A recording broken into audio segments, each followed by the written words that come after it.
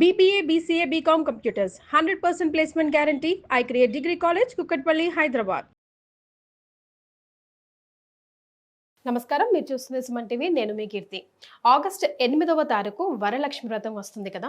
మరి దేవుడి గదిని ఎప్పుడు శుభ్రం చేసుకోవాలి, చిత్రపటాల్ని ఎప్పుడు క్లీన్ చేసుకోవాలి, అలాగే వరలక్ష్మి వ్రతం రోజు తప్పకుండా మనం ఇంటికి తెచ్చి పెట్టుకోవాల్సిన సామాగ్రి ఏంటి, పూజా విధానం ఎలా ఉంటుంది, ఒకవేళ ఏ గురువుగారు కానీ అవైలబుల్లో లేకపోతే సింపుల్గా పూజా విధానాన్ని మనం ఇంట్లోనే స్వయంగా ఎలా చేసుకోవాలి, ఇలాంటి ప్రశ్నలన్నింటినీ నివృత్తి చేయడానికి మనతో పాటు ప్రముఖ ఆస్ట్రాలజర్ బ్రహ్మశ్రీ నందిబట్ల శ్రీహరి శర్మ గురుగారు ఉన్నారు. నమస్తే గురుగారు. వాగర్థావివ సంపృక్తౌ వాగర్థ ప్రతిపత్తయే జగతః పితరౌ వందే పార్వతీ పరమేశ్వరౌ. ఆదిత్యాయ చ సోమాయ మంగళాయ బుధాయ చ గురు శుక్ర శనిభ్యశ్చ రాహవే కేతవే నమః. శృంగేరి జగద్గురు పీఠాధిపతులకి, కంచిపీఠాధిపతులకి నమస్కారములు తెలియజేసుకుంటూ కార్యక్రమాన్ని ప్రారంభిద్దాం.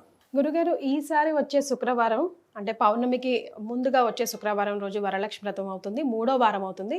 శ్రవణ నక్షత్రంతో కూడుకుంది అనేగా మనం చెప్తున్నాం కదా. మరి ఈ రోజు ముఖ్యంగా మనం పూజ చేసుకోవాలంటే ముందుగా ఎలాంటి ప్రిపరేషన్ చేసుకోవాలి? ముందుగా వీక్షించేటువంటి మహిళా మణుల ప్రేక్షకులందరికీ కూడా వరలక్ష్మి వ్రత శుభాకాంక్షలు. ఎందుకనంటే ప్రతి ఇంట్లో ప్రతి మహిళ, యువతి, పూర్వ సువాసినుడు ఎంతో ప్రేమతో చేసుకునేటువంటి పూజ ఈ యొక్క వరలక్ష్మి వ్రతం.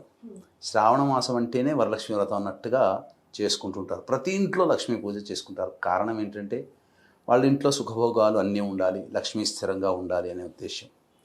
అయితే ప్రధానంగా ఈ యొక్క సంవత్సరం విశ్వావసునామ సంవత్సరంలో వచ్చినటువంటి వరలక్ష్మి వ్రతము చాలా ప్రత్యేకమైనటువంటిది. గురుగారు, అంటే చాలా సందర్భాలలో మనం చూస్తున్నట్లయితే పౌర్ణమి ముందు వచ్చే శుక్రవారం ఉన్నప్పుడు ఏ అష్టమికో ఏ దశమికో పడుతుంది, అంతే కదా. అవునండి. కానీ సాక్షాత్తు పరమేశ్వరుడు అనుగ్రహించినట్టుగా పౌర్ణమి అదే రోజు అయింది, శుక్రవారం కూడా అయింది. అదేవిధంగా మరి యొక్క విశేషం ఏమిటంటే అమ్మవారి జన్మ నక్షత్రం ఉత్తరాషాఢ నక్షత్రం అని అంటుంటారు. అమ్మవారి జన్మ నక్షత్రం చతుర్దశి కలిసినటువంటి రోజు. మధ్యాహ్నం 1 గంట తర్వాత 3 గంటల తర్వాత చతుర్దశి వెళ్ళిపోతుంది, శ్రవణ నక్షత్రం కూడా వచ్చేస్తుంది. అంటే నారాయణుడి యొక్క జన్మ నక్షత్రం పౌర్ణమి కలిసి వచ్చినటువంటి సమయం గురుగారు. కాబట్టి చేసుకోదలిస్తే ఉదయం పూట సంబంధించినటువంటి వాళ్ళు ఉదయం పూట చేసుకోవచ్చు.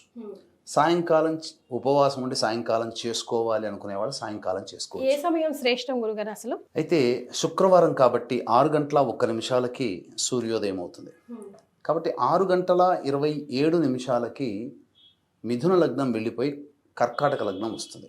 కాబట్టి పొద్దున్నే 4 గంటలకల్లా లేచి బ్రహ్మ ముహూర్తంలో 3 గంటలకైనా లేచి కాలకృత్యాదులన్నీ తీర్చుకొని ఇల్లంతా శుభ్రపరచుకొని, శుక్రవారం రోజే శుభ్రపరచుకోవాలంటారు. అది సూర్యోదయం అయిన తర్వాత శుక్రవారం కిందికి వస్తుంది. మనం పొద్దున్నే లేస్తాం కదా, శుక్రవారం కిందికి రాదు. కాబట్టి పొద్దున పూజ చేసుకోదలిచినటువంటి వాళ్ళు ఆ విధంగా చేసుకొని చక్కగా ఆ ఇల్లంతా కూడాను పవిత్రముగా చూసుకొని అప్పుడు 6 గంటలకి అంటే పూజా సామాన్లన్నీ కూడా దగ్గర పెట్టుకొని 6 గంటలకి దీపారాధన చేసి గణపతి పూజ చేసుకొని చక్కగా పూజ ప్రారంభించుకొని నైవేద్యం వరకు పూజ చేసుకోవచ్చు. నైవేద్యం అనేటువంటి, ఎందుకంటే చాలామంది వరలక్ష్మి వ్రత కథ పుస్తకాలు తెచ్చుకొని దాని ప్రకారం చేసుకుంటుంటారు. అయితే ఆ నైవేద్యం వరకు చేసుకొని అప్పుడు ఆ నైవేద్యం అన్న సందర్భంలో ఏ పండో ఏదైనా కానీ దానిమ్మ పండు సమర్పించి అప్పుడు ఇంట్లో ఆడవాళ్ళు వంటింట్లో ఉన్నటువంటి పదార్థాలతో అమ్మవారికి ఇష్టమైన నైవేద్యాలన్నీ కూడా తయారు చేసుకొని అప్పుడు ధూపదీప నైవేద్యం మళ్ళీ మహాప్రసాదం ఇచ్చి వరలక్ష్మి వ్రత పూజ చేసుకోవచ్చు. ఓకే, దీపారాధన సమయం ఆ టైంకి అట్లీస్ట్ చేయగలిగితే ఉదయాన్నే బాగుంటుందండి. దీపారాధన చేయాలి, పూజ కూడా చేసుకోవచ్చు, తప్పులేదు, ప్రారంభించుకోవచ్చు. నైవేద్యం అనేంత క్రతువు వరకు చేసుకోవచ్చు. లేదా సాయంకాలం చేసుకుంటాము అని అంటే ఉపవాసం ఖచ్చితంగా ఉండాలి. ఉండి పొద్దున పూటంతా అమ్మవారికి సంబంధించినటువంటి విధానంగా నైవేద్యాలన్నీ ప్రిపేర్ చేసుకొని సాయంకాలం 5 గంటలకి పూజ ప్రారంభించాలి. ఎందుకనంటే అప్పుడు ధనుర్లగ్నం ఉంటుంది, లగ్నాన్ని గురు శుక్రులు చూస్తుంటారు. ఉదయం పూట 6 గంటలకి ప్రారంభించుకుంటే మిథున లగ్నం, లగ్నంలో గురు శుక్రులు ఉంటారు. కాబట్టి ఆ సమయానికి ఉదయం పూట సాయంకాలానికి 5 గంటలకు ప్రారంభిస్తే ధనుర్లగ్నం, 5:19 వరకు ధనుర్లగ్నం ఉంటుంది. 5 గంటలకు ప్రారంభం చేసుకుంటే సుమారు 7 గంటలకల్లా వరలక్ష్మి వ్రతం అంతా అయిపోతుంది. 7:30 కల్లా కూడా అందరికీ వచ్చిన వాళ్ళకి వాయినాలు ఇవ్వడం అవన్నీ చేసుకొని 8-9 కల్లా భోజనం చేయొచ్చు. ఆ రోజు ఉపవాసం లేదా ఆ రోజు ఉపవాసం ఉండవచ్చు. ఈ విధంగా సమయాలు చేసుకుంటే చాలా మంచిదమ్మా. ఎందుకనంటే సమయం చాలా ప్రధానం, లగ్నం ప్రధానం, చేసుకునే పూజా విధానం. చాలామంది ఉదయం 9 గంటలకు అట్లా చేసుకున్నారు అనుకోండి, లగ్నంలో సింహ లగ్నంలో కేతు ఉంటాడు, తర్వాత 10 గంటల తర్వాత కన్యా లగ్నం వస్తుంది, లగ్నంలో కుజుడు ఉంటాడు. అది అంత శుభమైనటువంటి సమయం కాదు. చేసుకుంటారా ఉదయం 6 గంటలకి ప్రారంభించుకోండి, లేదంటారా సాయంకాలం 5 గంటలకు చేసుకోండి. మధ్య సమయాలు మాత్రం ఆ లగ్నాలు ముహూర్తాలు సరైనటువంటిగా లేవు. గురుగారు, ఒకవేళ ఇప్పుడు శుక్రవారం వరలక్ష్మి వ్రతం కాబట్టి ముందు రోజు కానీ మేము ఎలాంటి ప్రిపరేషన్ అంటే తప్పకుండా ఈ సామాగ్రి తెచ్చుకొని పెట్టుకోండి రెడీగా, ఏవి మిస్ అయినా మిస్ అవ్వకపోయినా ఇవి మిస్ అవ్వకండి అని చెప్పడానికి? ప్రధానంగా ఈ వరలక్ష్మి వ్రతం చేసుకునేటప్పుడు ఖచ్చితంగా పూర్వం నుంచి వస్తున్నటువంటి ఆచారం అంటే ఏదైనా కానీ అమ్మవారి రూపు కొత్తది కొనుక్కునేవాళ్ళు. ఇప్పుడు 2-3 గ్రాములు బంగారం కొనాలంటే 30,000 పెట్టుకోవాలి. అంత శక్తి స్తోమత అందరికీ ఉండదు కదా.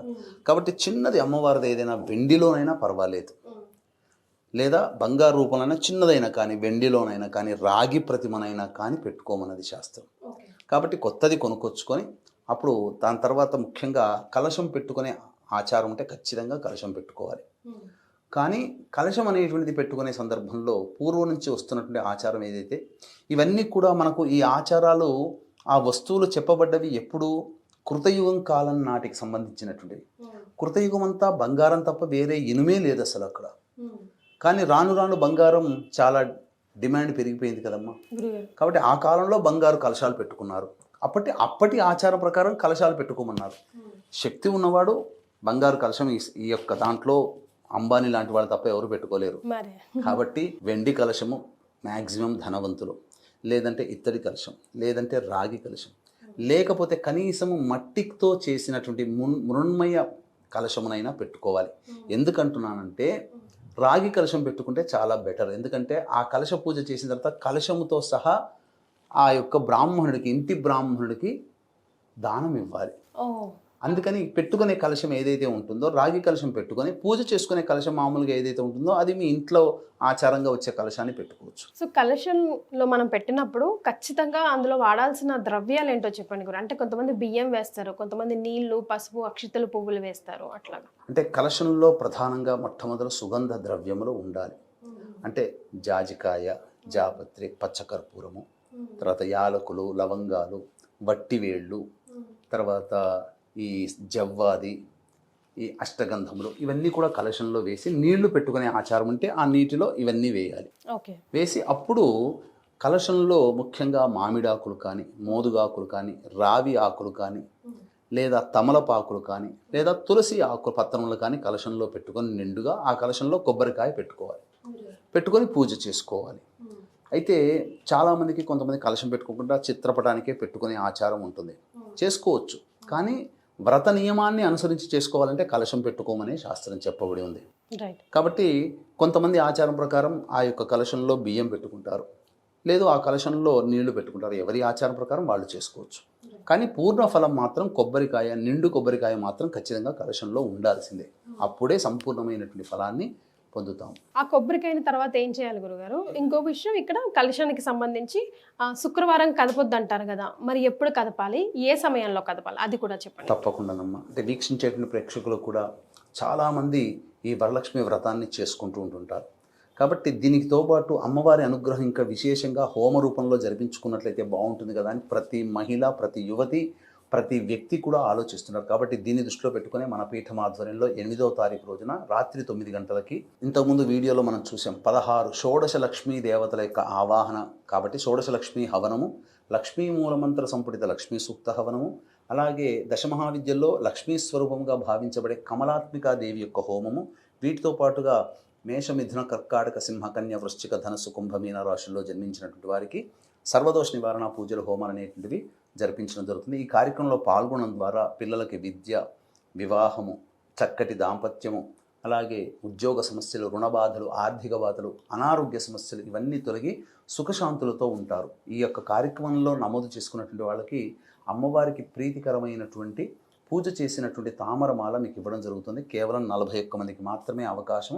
సాయంత్రం 8వ తారీఖు 6 గంటల లోపల మీ గోత్రనామాలు నమోదు చేసుకునే ప్రయత్నం చేయండి. ఇక ఈ అమ్మవారికి సంబంధించినటువంటిది శుక్రవారం నాడు పూజ చేస్తాం కాబట్టి శుక్రవారం నాడు కదపకూడదు. కాబట్టి మరి ఎప్పుడు కదపాలండి అని అన్నప్పుడు ఇక్కడ కొన్ని నియమాలు అనేటువంటివి ఉన్నాయమ్మా. తెల్లవారి శనివారం నాడు పౌర్ణమి అవుతుంది, 7:52 వరకు దుర్ముహూర్తం ఉంటుంది శనివారం కాబట్టి కాలకృత్యాదులన్నీ తీర్చుకొని 8 గంటల తర్వాత మళ్ళీ ఆ కలశానికి ఏదైతే పూజ చేశామో ఆ కలశానికి సంబంధించినటువంటి పంచోపచార విధానంగా ఆవాహనము, స్నానము, తర్వాత వస్త్రము, నైవేద్యము, తాంబూలము, హారతి, ఇలా పంచోపచార విధానముగా పూజ చేసి అప్పుడు కలశాన్ని కదపవచ్చు. అయితే పూజ చేసేటువంటి రోజున తోర గ్రంథి పూజ చేసి తోరం కట్టుకుంటారు కదా. అయితే ఇక్కడ గమనించాల్సింది ఏంటంటే ఇంటికి ఎంతమంది ముత్తైదులు అని అనుకుంటారో అన్ని తోరములు ప్లస్ మీరు కట్టుకోదగే ఇంకొక తోరము ప్లస్ అమ్మవారి కలశానికి కట్టేటువంటిది తోరము. ఇంకా పూజ చేసేటప్పుడు తోర గ్రంథి పూజ చేయడానికంటే ముందు ఎంతమంది ఆడవాళ్ళు వస్తారో ఒకసారి గమనించి అన్ని తోరములు తయారు చేసి పెట్టుకొని వచ్చిన వాళ్ళకి ఎవరికి కాదనకుండా ఎవరిని ఉత్త చేతులతో పంపించకుండా చక్కగా అందరూ లక్ష్మీ స్వరూపంగా భావించి అందరికీ తోరములు కట్టి పూజ చేసుకోవాలి. ఇక తరువాత ఈ తోరములు అన్నిటిని కూడాను పూజ అయిపోయింది కదా అని చెప్పి రాత్రి పడేయకూడదు. ఆ రాత్రి అంతా ఉంచుకోవాలి మనం కట్టిన వాళ్ళు కూడా. తర్వాత ఆ రోజంతా భూషయనము, తర్వాత దాంపత్యం పనికిరాదు, బ్రహ్మచర్య వ్రతాన్ని ఆచరించాలి. తదుపరి స్నానం ఆచరించి పూజ ఆ యొక్క కలశాన్ని కదిపిన తర్వాత చేసుకోవాలి. అయితే కలశం కదిపేటప్పుడు చాలామందికి శ్లోకం తెలియదు కాబట్టి ఇప్పుడు చెప్పబడేటువంటి యొక్క శ్లోకాన్ని మీరు జాగ్రత్తగా, మీకు ఆ పుస్తకాల్లో ఎక్కడా ఉండదండి కాబట్టి ఈ శ్లోకాన్ని మీరు జాగ్రత్తగా విని పూజ సమయంలో కలశాన్ని శనివారం రోజున కదిపేటప్పుడు ఈ మంత్రం చదువుకోండి. ఓం యజ్ఞేన యజ్ఞమయజంత దేవాః తాని ధర్మాణి ప్రథమాన్యాసన్ తే హనాకం మహిమానః సజంతే యత్ర పూర్వే సాధ్యాః సంతి దేవాః శ్రీ వరలక్ష్మీదేవతాయై నమః. యథాస్థానం శోభనార్థే క్షేమాయ పునరా ఆగమనాయ చ యథాస్థానం ప్రవేశయామి అని ఈ విధంగా మీరు పూజ చేసుకోండి. తరువాత చాలామంది ప్రధానంగా ఇంకొకటి చేసే తప్పేంటంటేనమ్మా, అమ్మవారికి సంబంధించి పూజ చేస్తారు కదా, ఏ పుస్తకంలో కూడా వాళ్ళకి ప్రాణప్రతిష్ఠ మంత్రం అనేటువంటిది ఉండదు. అందరూ కూడా ఆ పుస్తకాన్ని ఫాలో అయిపోతారు, పుస్తకంలో ఇచ్చినట్టు చేసుకుంటారు. కానీ అసలు సిసలైనటువంటిది అమ్మవారిది లోపం చేస్తున్నారు చాలామంది. ఏంటంటే అమ్మవారిని ఆవాహన చేస్తారు. అంటే మీరు ఇంటికి, ఉదాహరణకి ఇంటికి ఎవరైనా అతిథి వచ్చారనుకోండి, వాళ్ళని పిలుస్తారు. మీరు పిలిచినప్పుడు ఆ సమయానికి అతిథి వస్తాడు. వచ్చిన తర్వాత సరైనటువంటి ఆసనం ఇక్కడ ఉండండి, మీరు రావడం చాలా మంచిది, మీరు ఉండాలి, మా కార్యక్రమం అంతా ఉండాలి అని అంటే ఆ వచ్చిన అతిథి చక్కగా కూర్చొని పూజ అయ్యేంత వరకు ఉంటాడు కదా. ఆ పిలవడం వరకు ఫోన్లో పిలిచేసేసి రాగానే రండి అని చెప్పి ఒక మాట మాట్లాడి మీ పని మీరు చేసుకుంటున్నారు అనుకోండి, వచ్చిన వాళ్ళు నన్ను పట్టించుకోవాలని చెప్పి ఒక 2 నిమిషాలు ఉంటాడు, వెళ్ళిపోతాడుగా. మనమే అట్లా ఉంటే ఆ దేవతని పిలిచిన తర్వాత ఆ కట్టిపడేసే విధంగా ఉండాలి. అమ్మవారు అలా స్థిరంగా ఉండిపోవాలంటే ప్రాణప్రతిష్ఠ చేయాలి. ప్రాణప్రతిష్ఠ మంత్రమే ఆ పుస్తకంలో ఉండదే. అది మనం ఎవరైనా చేసుకోవచ్చా గురుగారు? ఎవరైనా చేసుకోవచ్చు. అందుకనే చక్కగా అమ్మవారి పూజ చేసేటప్పుడు మనం వీడియోల్లో ప్రత్యేకంగా మనం చేశాం. అవునండి, జయ గారింట్లో చక్కగా 16 లక్ష్మీ దేవతల యొక్క ఆవాహన కార్యక్రమం జరిపించుకున్నాం. జరిపించిన తర్వాత ప్రాణప్రతిష్ఠ చేశాం. అది కూడా వీక్షించేటువంటి ప్రేక్షకులు అందరూ చేసుకోవాలి. కాబట్టి ఈ ప్రాణప్రతిష్ఠ మంత్రము కూడా మీరు జాగ్రత్తగా పెట్టుకోండి. చక్కగా వీడియో చేసేటప్పుడు పూజ చేసే సమయంలో ఈ ప్రాణప్రతిష్ఠ మంత్రం చదువుకోండి. అంటే ఎలా, 2 కలశంలో అమ్మవారిని ఆవాహన చేస్తారు కాబట్టి 2 తమలపాకులు తీసుకొని ఆ కలశం మీద ఇలా ఆనిచ్చి తమలపాకులతో ఇలా పట్టుకొని ఈ మంత్రాన్ని మీరు అప్పుడు వీడియో ఆన్ చేసుకొని పెట్టుకోండి. అదే మీకు ప్రాణప్రతిష్ఠగా మీకు సరిపోతుంది. నేర్చుకుంటే నేర్చుకోవచ్చు వీడియో చూసుకొని 1కి 10 సార్లు. ఎలా, ఆ కలశం మీద తమలపాకుల్ని ఇలా, అనగా తొడిమలు ఇక్కడ ఉండాలి, ఈనెలు అక్కడ ఉండాలి, అలా ఇట్లా చేతిలో పెట్టుకొని దీని మీద ఆ విధంగా ఇలా దాని మీద ఈ బొటన వేలు పెట్టి ఇలా చూపించి ఓం అసుని తే పునరస్మాసు చక్షుః పునః ప్రాణమిహనో దేహి భోగం జోఃపశ్యేమ సూర్యముచ్చరం తమనుమతే మృళయా ఆనః స్వస్తి అమృతం వైః ప్రాణ అమృతమాపః ప్రాణ నేవయధా స్థానముపహ్వయతే. ఇలా మంత్రాన్ని ఆ యొక్క లక్ష్మీదేవి యొక్క కలశం ఏదైతే పెట్టుకుంటారో ఆ విధంగా ఆనిచ్చి పట్టుకొని ఈ యొక్క మంత్రం చేస్తే అమ్మవారిని ఆవాహన చేసినప్పుడు మళ్ళీ ఇంటి నుంచి ఆ పూజ అయిపోయేంత వరకు, ఉద్వాసన చెప్పేంత వరకు కూడా అమ్మవారు మన ఇంట్లోనే షోడశ కళలతో భాసిల్లుతూ ఉంటుంది. తద్వారా అమ్మవారి పూజ చేసుకున్నటువంటి సంపూర్ణమైనటువంటి యోగ ఫలాన్ని మనం పొందుతాం. పుస్తకంలో చూపిన విధంగా చేసుకుంటే అమ్మవారి ఆవాహనే ఉంటుంది తప్ప అమ్మవారు స్థిరంగా ఉండదు. ఇది గుర్తుపెట్టుకోండి. రైట్ గురుగారు, అనేక ప్రశ్నలకి సమాధానం తెలియజేశారు. ధన్యవాదాలు. సర్వం శ్రీ ఉమామహేశ్వర పరబ్రహ్మార్పణమస్తు.